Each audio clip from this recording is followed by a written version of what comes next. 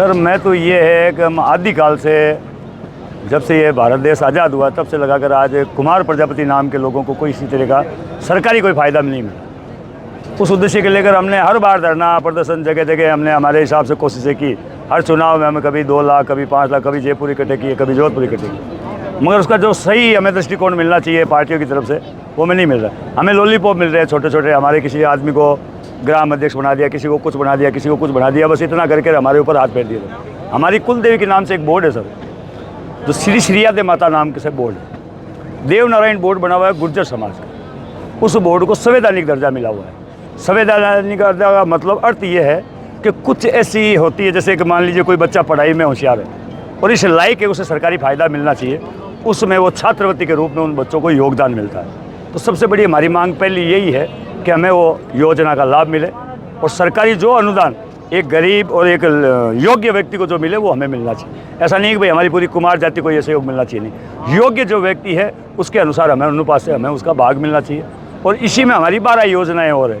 एक माँ श्री श्रीयादे माता माघसुदी बीज को एक अवकाश घोषित हो, लेकिन होता क्या है कि हमारे कुछ लोगों को अलग अलग पार्टियों में पद देकर के इस तरह गुमराह कर दिया जाता है। इसलिए हम लोगों ने एक शुरुआत ऐसी की कि हर गाँव तक एक इकाई तैयार कर रहे हैं। तो हमने पिछले 10 नवंबर को नागौर में की थी, उसके बाद अब बाड़मेर कर रहे हैं, आगामी हमारा 16 अगस्त को जोधपुर है।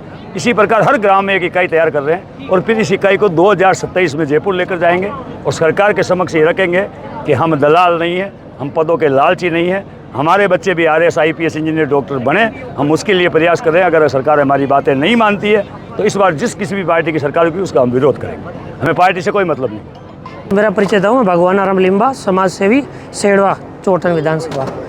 आज का जो कार्यक्रम है ये कार्यक्रम प्रजापति युवा शक्ति संगठन के बैनर तले होने जा रहा है।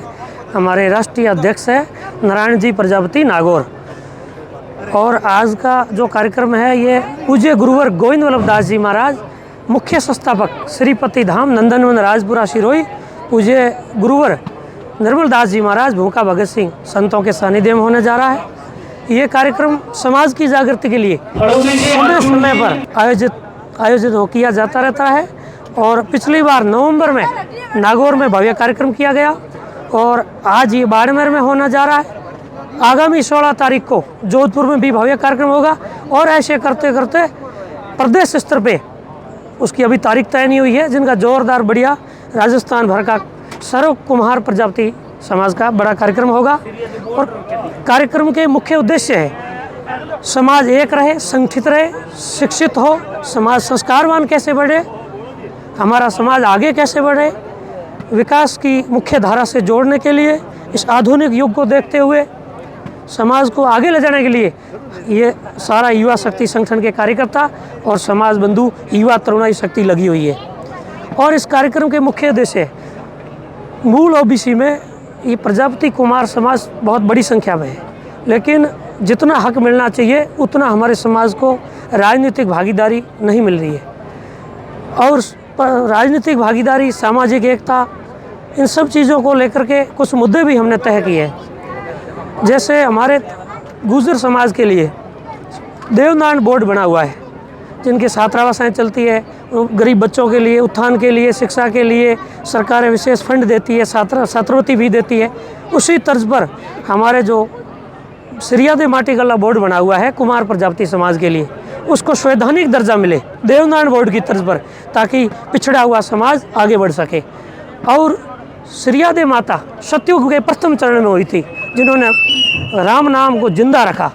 हिरण्याकुश का इतना अत्याचार था कि राम नाम को गुम कर दिया, लेकिन श्रीयादे माता ने उस राम नाम को जिंदा रखा।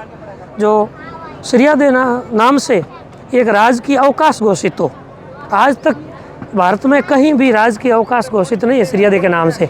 तो हमारा समाज की ये लंबे समय से मांग है कि श्रीयादे के नाम से राजकीय अवकाश घोषित हो।